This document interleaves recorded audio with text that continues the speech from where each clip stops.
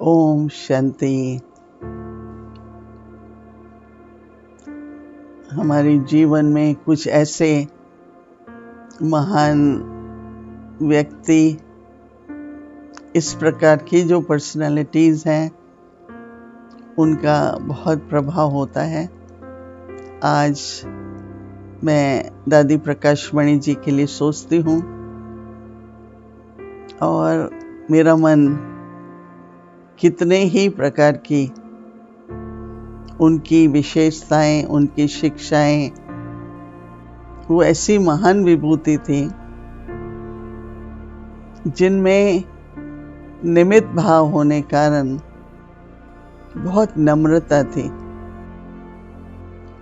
बहुत ही नेतृत्वता का गुण। वो ऐसी लीडर थी जो अपना जो भी विचार सुनाती थी उसका इतना प्रभाव था और सभी उसको ऐसे एक्सेप्ट करते थे, मानते थे कि वो कार्य, उनका जो संकल्प था वो एक प्रैक्टिकल रूप ले लेता था। आज कई तरह की जो आप आबू में जब जाते हैं तो पीस पार्क देखते हैं, ज्ञान सरोवर देखते हैं, शांतिवन देखते हैं, तो ये सब दादी जी के नेतृत्व में न केवल स्थापन हुए परंतु उनका प्रॉपर यूज जो है वो भी हो रहा है। मुझे दादी की हर समय की रूप कहें, उनका वचन कहें, सब सामने आते हैं कि वो कैसे उमंग, उत्साह, हिम्मत, दृढ़ संकल्प और दादी जी की पवित्रता और उनका स्नेह हर कार्य को संपन्न करता था। वृद्धि तो बहुत होती ही रही, परंतु उसके साथ साथ, वृद्धि के साथ साथ दादी ने हम सभी की आध्यात्मिक उन्नति पर, हम सबकी तपस्या और त्याग, इस पर भी हम सबका बहुत ध्यान खिंचवाया।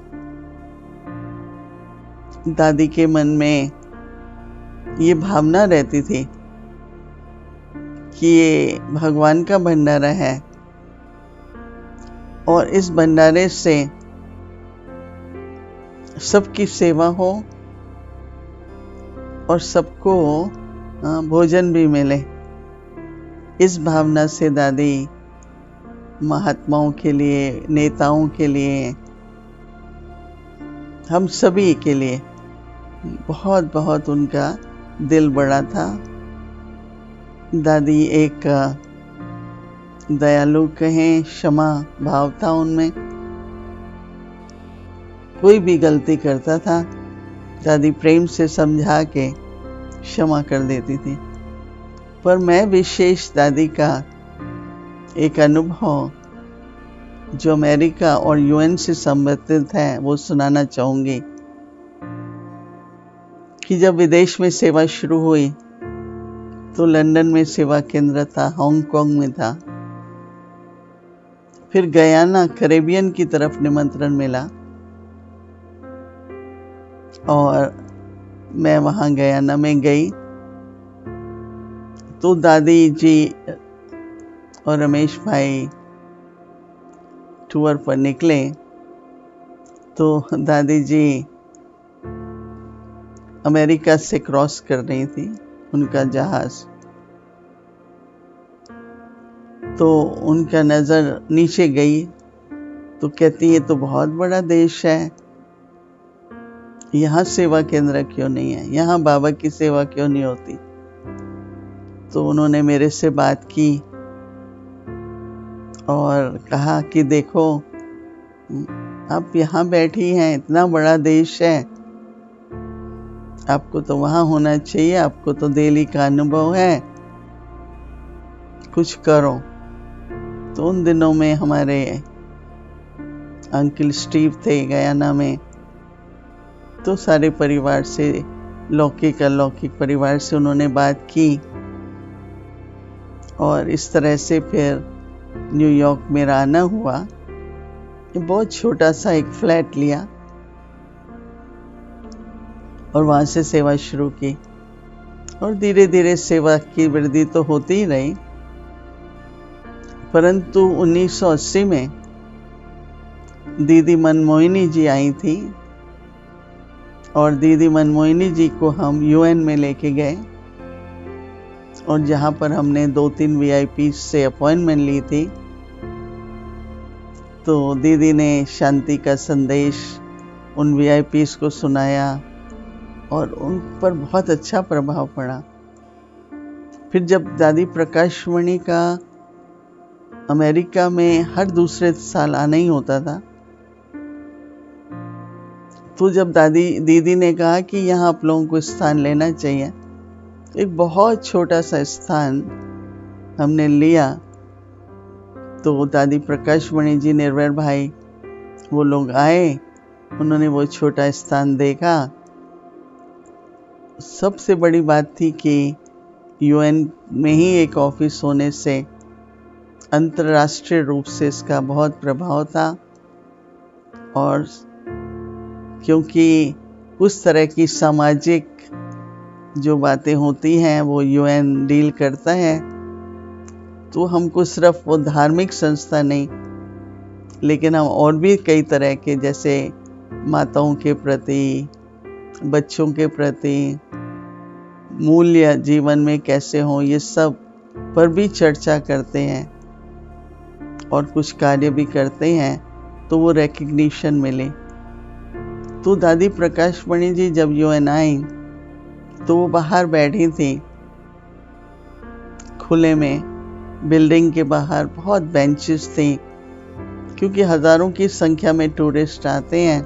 तो दादी जी बैठी थी और हम भी 2-4 बहनें थे। सफ़ेद साड़ियाँ तो आकर्षित करती हैं, तो सब टूरिस्ट बहुत फोटोज देने लगे और दादी को इतना अच्छा लग रहा था क्योंकि साथ में ही सुंदर नदी है, नदी से हवा आ रही थी ठंडी ठंडी। दादी कहती है, बस यहाँ बाबा का झंडा लहराना चाहिए।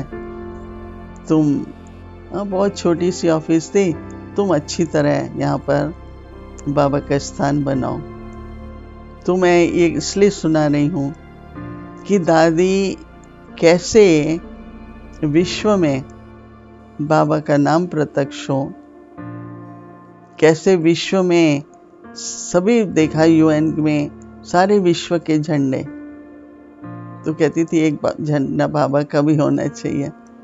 तो मैंने कहा हंसी में, अभी बाहर नहीं, कम से कम अंदर तो लगाएंगे। तो मुझे वो दिन याद आते हैं, दादी का उमंग, गुस्सा, अमेरिका की सेवा के लिए, फिर यूएन की सेवा के लिए। आज तक भी हम देखते हैं कि हर प्रकार से दादी की वो भावना बहुत मदद कर रही है।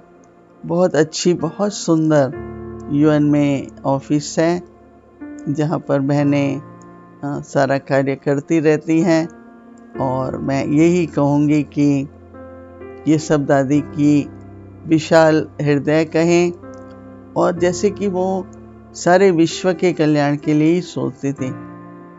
दादी प्रकाशमणि जी जहाँ भी जिससे मिलती थी, उनको अपने व्यक्तित्व का बहुत प्रभाव पड़ता था। दादी नमन थी सबको, जैसे नमन करके मिलती थी, पर वो लोग उनसे भी ज्यादा नमन करते थे। तो ये जो दादी का अपना सम्मान कहें, बाबा से जो उन्हें प्राप्त सम्मान था, उसका प्रभाव हर एक पर पड़ता था। कोई बालक हो, साधारण व्यक्ति हो, चाहे कोई ऐसी पर्सनैलिटी हो, उन सब पर दादी का बहुत प्रभाव था। जब सभी वीआईपीज मधुबन में आते थे और जिस तरह से दादी उनका स्वागत करती थी, उनसे मिलती थी, उससे हमको सारे विश्व में सेवा में बहुत सहयोग मिला। तो दादी का इतना विशाल बुद्धि इस प्रकार का सोचना। और सबसे बड़ी बात, दादी यज्ञ की इस प्रकार से संभाल करती थी, कुछ व्यर्थ ना जाए, हर एक चीज की क्वालिटी भी अच्छी हो, पर कभी भी व्यर्थ धन ना जाए।